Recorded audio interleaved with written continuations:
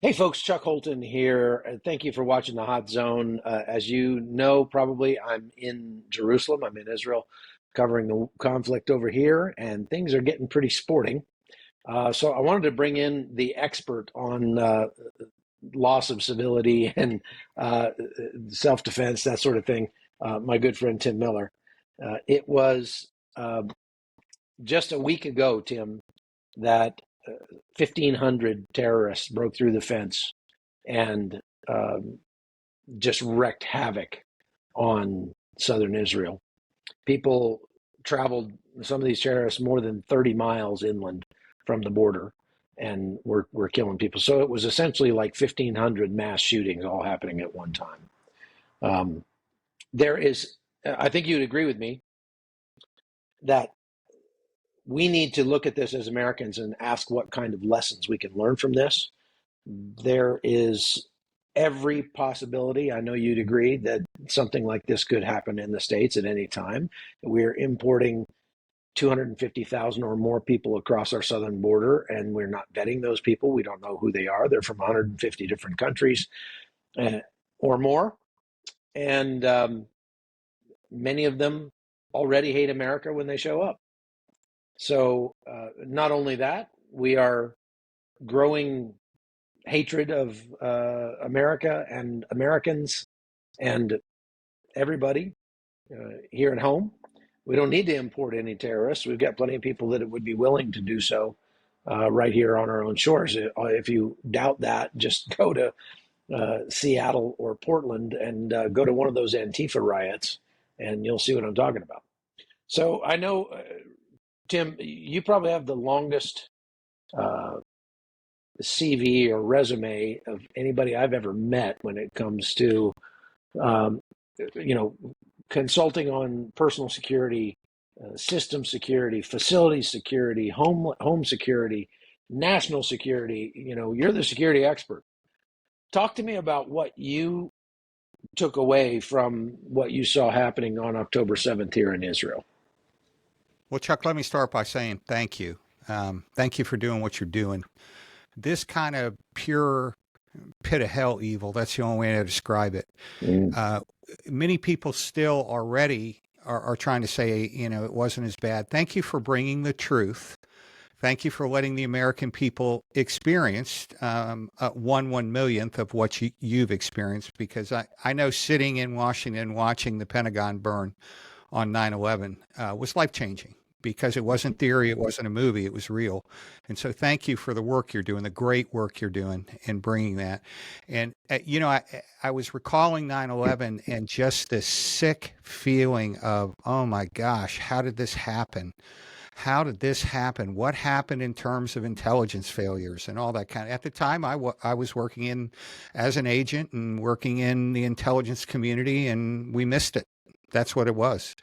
And as I look at what happened in Israel, I had that same, sick in my stomach feeling of, oh my gosh, because what happened there, Chuck, is horrifying in a lot of ways. Number one, to the people of Israel, because if you think about it, they had a wall.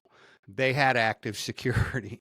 They had technical security. And yet, even with what would have previously been described as good security, the enemy exploited it, and Hamas was able to come and do major damage. But to your point, they don't have to defeat our security or our borders. They're here. Mm. And I'm sure you were aware today, Director Wray came out, the FBI came out with a very stark warning that we can expect those kinds of attacks in the U.S. And I would bring us back just a little bit to the D.C. snipers. Just two people paralyzed the city. Well, we are in a season in the United States history that has never been seen before, and we've never been more unprepared.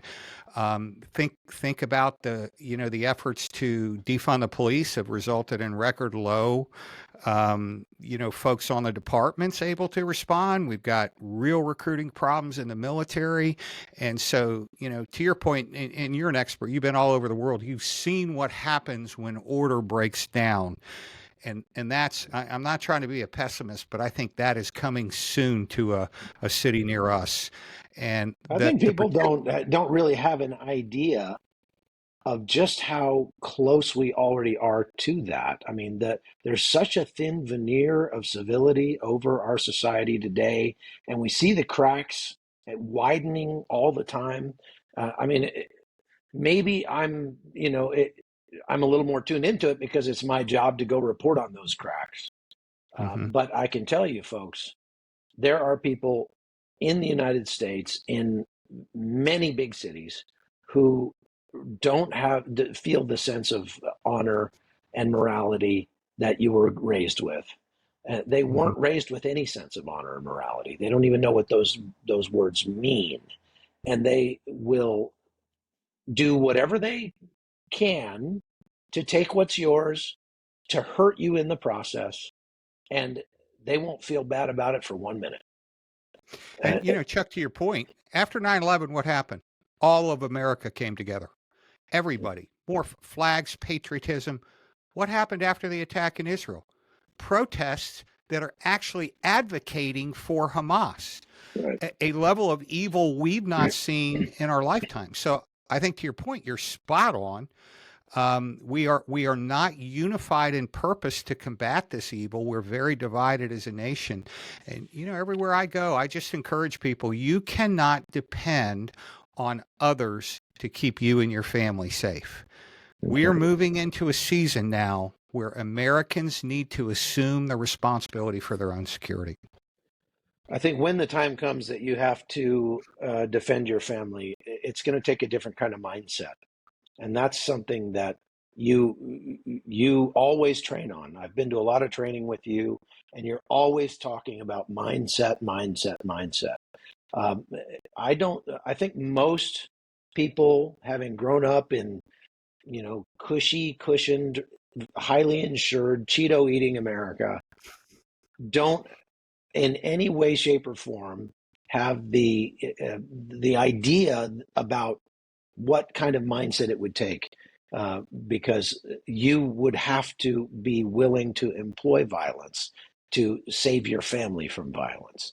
There may very well come a time in your future, whoever's out there watching this, where you have to make a choice between being the victim of violence or employing violence. And I don't think most people are either not, forget the fact they're not trained. They're not Mm-hmm. equipped emotionally, mentally. And the way that you get equipped is how? Tell me about that. How do you become equipped to think about violence in that way?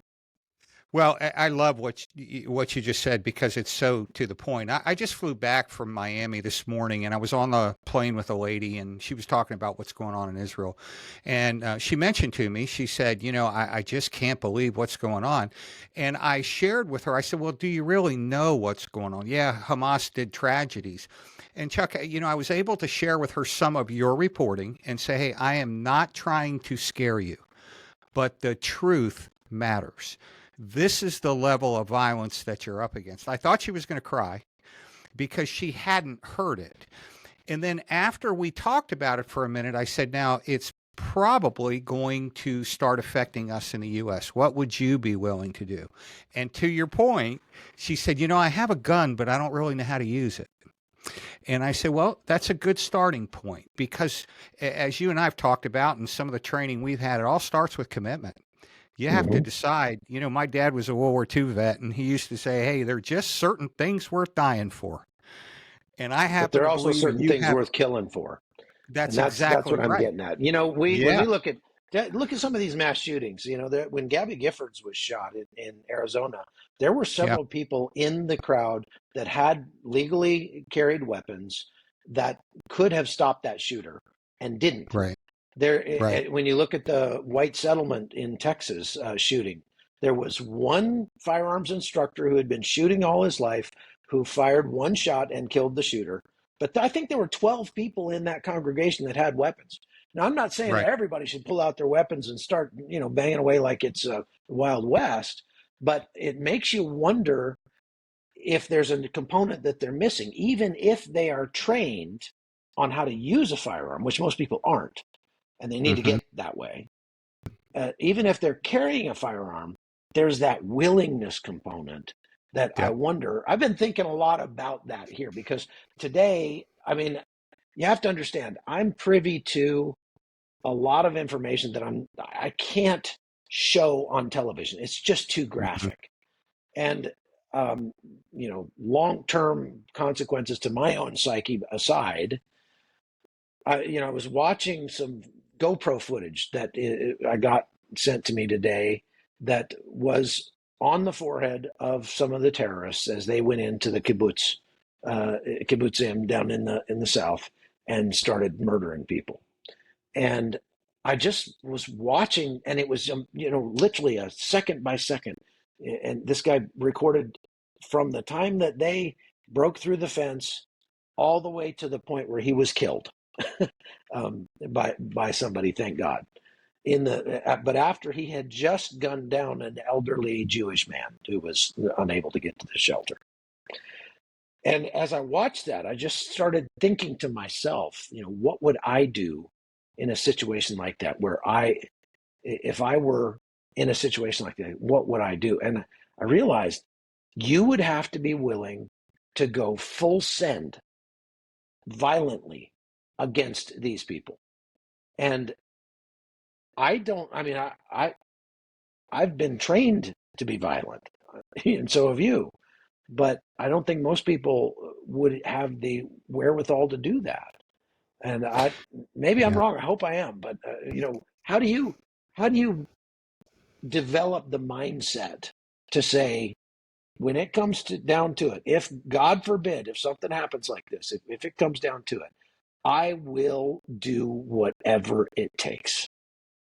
Well, that's a great question, and it goes to what you and I talk about all the time. It starts before the encounter. You have to decide in your mind, like, my dad said, worth dying for. He meant in service of his country. But you're Mm-hmm. exactly right. There are some things worth killing for. And that's why, Chuck, what you do is so very important because we live in an insulated America where only portions and oftentimes that's editorialized as to why Mm-hmm. this is okay or that's okay. But when you witness that level of horror, it creates in you a strong mental image of, I will not let that happen to my family. And Right. to your point, there's no question in my mind that you'd clear weather and do exactly what you have to do. I Because think you here's have the to make that reality. decision beforehand, is what I'm You saying. You, have to. you got to decide in your mind. That's number one, and then number two, you got to make that mental training part of your daily Mm-hmm. routine. What Yeah. do I do if, when we're training organizations or churches or whatever, that mental conditioning? Because remember, it's one thing to know how to shoot. That's important. You got to establish the basics. It's another thing to know when to shoot. And that when to shoot is, I would argue, as important, if not more so, than the how to shoot. The when to shoot, you can decide in advance. You can say, if I see someone that's threatening the life of another, that's when to shoot. And it's really cool. You've heard this speech a million times, but I'm big into the neurological responses to fight, Mm-hmm. flight, or freeze. When you program those emergency files into your subconscious mind and you rehearse them daily, it becomes autopilot. That's what the teams do. That's what the special Right. forces guys do. And so, to your point, I think we live in an America now where if you have a concealed carry, you better start training the when to shoot. Hey, I am prepared, because the worst part of the fight, flight, or freeze would be the freeze. And when you Yeah. watch how evilly our enemies are training, and oh, by the way, who they're targeting, Mm-hmm. innocent women and children. If there's anybody listening to me that carries a firearm that's not willing to commit to going after that level of evil, then you're carrying a firearm for nothing, because it Mm-hmm. doesn't get any worse than what we've witnessed in Israel. And, I agree with you, Chuck. FBI Director Wray was clear, but he's not the first to spout this. It's coming to America. My concern, where do these big, strong warriors from Hamas strike? Soft targets. innocent children, women. They know that that shock factor is going to get everybody's attention. And so I'm hoping and praying that Americans hear your reporting, they hear, what the Bureau's saying, and they begin to go, hey, you know what? Now's a good time to start preparing. After the fact doesn't do much for us. Right. And that's why I recommend everybody go subscribe to your real, real, Real Security Podcast. sorry, No, that's just okay. those things. I'm with you. Like I know you've been Real time Voice of zoning and America's. yeah. What country are you in anyway? I'm Exactly. trying to figure You it out. wouldn't believe how Armenia. often that happens. That happens a lot. I wake up in the middle of the night and go like, what continent am I on? I don't know where I am. And get up, go to the bathroom, and walk right into the closet or the wall or something. It happens all the time. For a while. I started writing on the desk next to the bed. You are in Ukraine or something. So oh yeah, that's right.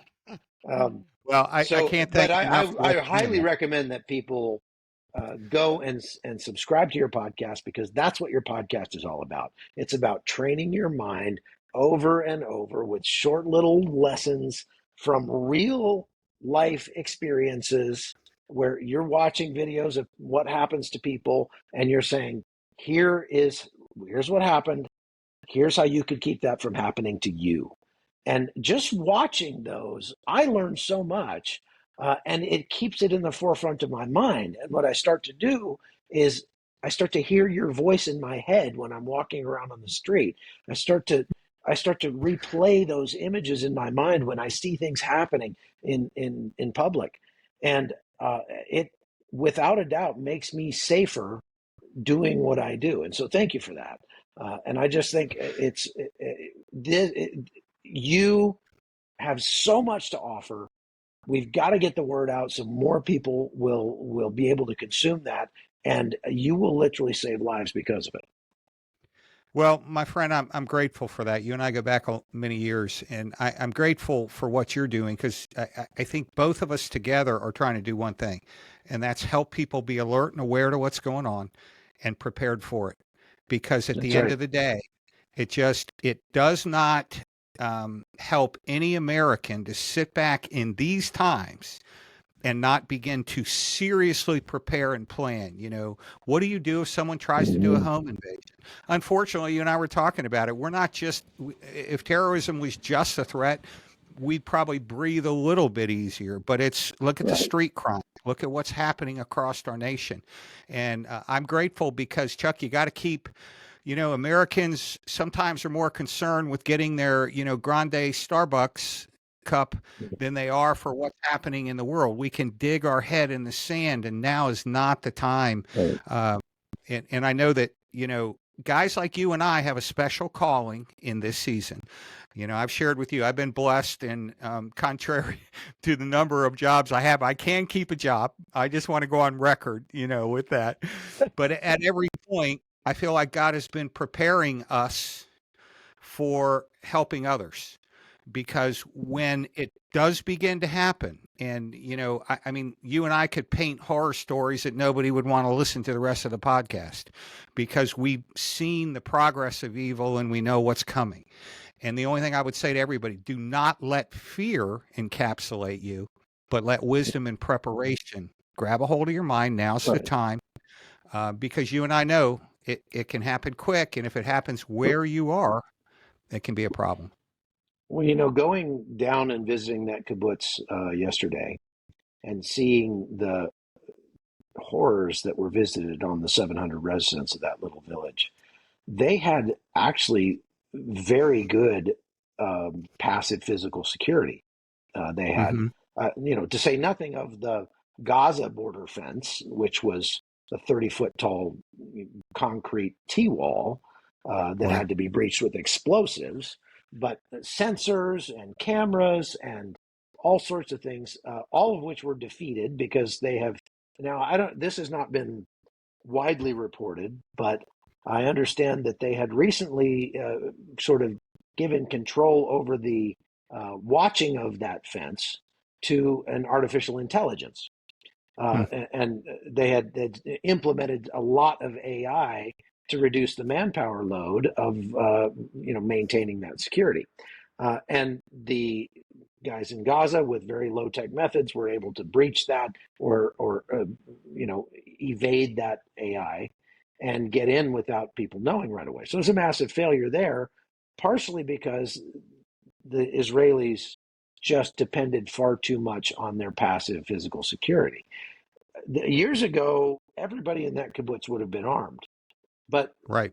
Israel has been steadily disarming its population. That is changing now in the last week, but they have been steadily disarming their population. And so there were actually not that many people on the kibbutz who were armed.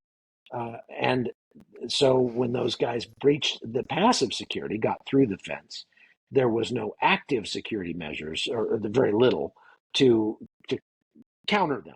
Right. This was essentially the world's biggest home invasion from hell Right. that they saw. Several Right. hundred guys. It was a couple hundred guys probably that breached that one kibbutz and were planning to actually barricade themselves inside the kibbutz with all 700 of the residents and murder them all and hold them hostage and that sort of thing. Um, but it's made me think a lot because I've been since the last time that you and I were together when we did that training at the lodge, and we talked a lot about the security measures that you can put in place around your house. And Right. I made the decision to improve the physical security with lights and fencing and things like that. Yeah. That adding to that around my house in Panama. This has been a lesson to me that you can't just rely on that passive security. You have That's right. still got to have the training, the mindset, and the wherewithal to go after a threat and neutralize that threat. And That's that right. is more than, thinking, well, I'll grab a golf club. The golf club Yep. isn't gonna hack it. You're gonna, and That's right. if you live in a place, here's the other thing that I've been thinking about. If you lived in a place like that, where if you live in a place where the threat level keeps rising. So I'm thinking like Philadelphia, Cleveland, which typically Cleveland, isn't a place that you think of high crime, like that boy, I'd hate to live there. But there are a lot of neighborhoods around America that in just, the last 5 years have become almost unlivable in terms of violent crime. That's right. My wonder, what it makes me wonder, how many people are willing to see what's happening, identify what's happening, and pull the plug and say, I'm going to vote with my feet and I'm going to go somewhere else to give my family the chance to be safe. What do you think about that? Chuck, that's exactly the point, and that's what I encourage, which is why sometimes social media doesn't like me. But at the end of the day, it is all about people being willing to stand up for what's right and do something about it. Because at the end of the day, if you like what's happening in our country, keep voting the same way you are, Yeah, because you're going to get a whole lot more of it. And here's what we know, yeah, you and I know this well. When you let evil go unchecked, it becomes chaotically in charge of everything. it's And like a it's cancer. funny. That's right. And it's funny because we have a history. My dad was a World War II vet. He talked often about what happened early in 1930s when Hitler began to assume power, began to take rights, began to restrict people, from saying certain things, and then disarming the population. And when you look at those methods and you look at what's going on today, it really isn't a political issue. It's a wrong issue. Are you going to That's stand right. for what's right? On the That's right. podcast, I get all kinds of videos of elderly people being jumped. And it used to be that they were robbed, but now they're being robbed and beaten. And it's not just enough to steal their stuff. They got to beat them down, or they have to shoot them, or they have to. And if we allow that kind of evil to continue, then that's going to be the norm. When our families go to the grocery store, they're going to have to go with an armed escort if they're going to be safe. And I don't want to live in a country like that. That's why I Well, think as we I think you train do live in people. a country like that. Yeah. Unfortunately, I was That's right. I literally, we lived in Kiev in Ukraine with my wife and my daughter for a couple of months last year. And without a doubt, Kiev is safer and more friendly than any Wow. major American city. And Wow. I don't go to the United States all that much anymore, but when I do, I notice the de-evolution of American culture to the point where when I was there to visit my grandkids a couple weeks ago, I literally would not let my wife go to the restroom at the gas station without me going along to stand guard outside the thing because it is, and this is in Virginia. I mean, this is not, uh, It's you know, crazy. inner city Baltimore or something like that, or Right. Chicago. This is just in Virginia. But I looked around and I was like, you know what? I've seen far too many of these movies. And gas stations especially are getting to be very dangerous because they're transitional spaces and all that. It's So, interesting, uh, Chuck. I was in London last week, and we did a tour of mhm, Oxford University. That same week, basically terrorists. You can call them Antifa, you can call them pro-Israel, whatever. I mean, pro-Hamas. They took over that street and started ransacking the very street we were on, the stores. And so my point is, it's interesting because I just saw a news report today.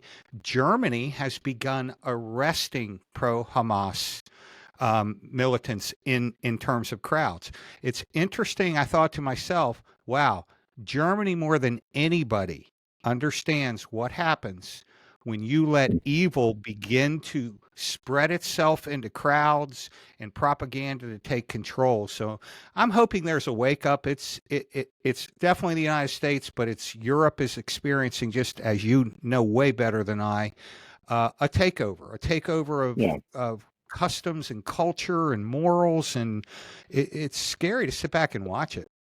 Right. I've seen so many of these protests around the world. Everywhere you go, it seems like anymore people are protesting about something, and their standard method of protest is to go stand in the middle of the street and stop traffic. And then the next step is to go down the street and start ransacking the stores. We're seeing Right, this all over the United States. right, And I've been telling people, look, when the police allow people to stand in the middle of the street and stop traffic, that is nothing short of kidnapping. That right. is holding people against their will, and it should be met with the same violence that you would go after somebody who was kidnapping your kid. Um, Yes. but they haven't. They've just allowed it. They just stand there and watch, and they go after anybody who tries to get around them. But then, Well, so what they've yeah. done is they've progressed to taking out, to looting the stores. The next step, Tim, is is beating up people and wholesale going down the street and and beating people to death. It's going to start happening in the state. Do you agree? I agree totally, and I think we're already starting to see that. I think Hmm. you're starting to see people being rising up and saying, "Look, I will not be told what I can say and how I can think and how I can raise my kids. I have First Amendment rights here." But it's interesting that there's a systematic attack at the very amendments, the First Amendment, Second Amendment, you Yeah. look down the line because they understand that the foundation in America is strong. They cannot destroy us if we stick to those foundational values. And so you think about the First Amendment, cancel culture, getting you fired. They will do anything they can do. And I want to caveat, this is pure evil, because when you begin to restrict people's freedoms, their ability to speak, it's scary. I mean, you look at the Second Amendment, and I was talking to another friend today who's asking me the same thing. What do I do, in terms of defending my home? And you do, to your point, you put surveillance video out there. You reinforce doors are very easy to defeat, windows, you do all that stuff.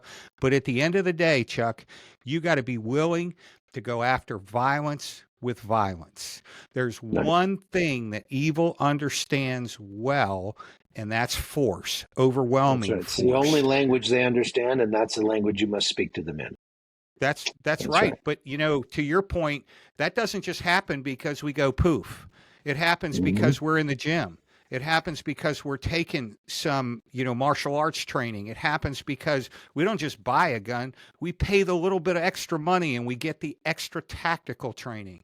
I watched your skill on the range. You learned a lot as a ranger, but you didn't have the kind of skill I watched you have by Mhm. training as a ranger 20. You have kept up with the skill part of what you need to come out of the holster and take care of business quickly, because if you're looking at 4 or 5 armed Hamas guys, you better be skilled. And that doesn't That's right. happen at that moment. It happens before that moment ever happened. We used to say in the Secret Service, if you can't clear leather in a second and take a shot in a crowd of 2,200 people, you're in the wrong job.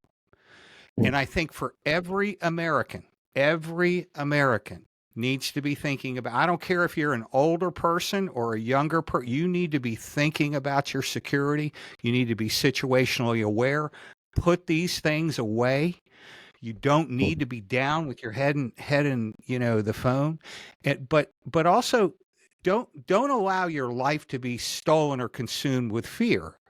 Take the precautions, be at peace, because you may be the only one in that crowd that knows what to do and can do it. I want to be one of those people, and I know you are one of those people. So Yeah, I mean, I just that's encourage just it. everybody. Yeah, I don't get afraid in places like that because I know what to do. Tonight, I was walking down the street, that's right. and a couple of thuggy looking guys crossed the street toward me, coming right at me, and it just, like I said, I kind of hear your voice in my head, and so I detoured a little bit around a tree and put the tree between them and me, and kept an eye on that, whatever.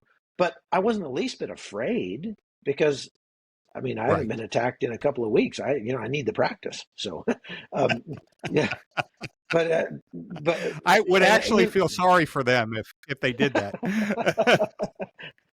I'd be like, yes, finally. But no, I mean, you don't have to be afraid when you're prepared, and that's the whole point. So I hope people will go to your podcast and watch those short lessons that you put out. They're so good, and so it's a Real Security Podcast with Tim Miller. You can find it on YouTube. Are you on Rumble or anything like that? You going over there? I, we are in Twitter. I Oh, am on Twitter. Okay, Rumble. Yeah, it's at Real Security Pod on Twitter. But thank you for, my heart is just to share of practical course. things. So thank you for your partnership, mostly for your friendship, Chuck. Hmm. And I'm praying for you over there. I Thank think we you. have much more to come in this Oh yeah. story. And It's going to get just, sporting, I think, in the next few days. But yeah, in the meantime, thank you for your prayers and thanks for coming on with me. Folks, go check out Tim at Real Security Podcast. You won't regret it and you'll be better off for it. So we'll see you next time, Tim. And if you get real bored, just come over here and you can, hang out with me. I'd be honored to do that. And I'm trying. So pray that I could get there with you. All right. We'll see you. Take care. God bless.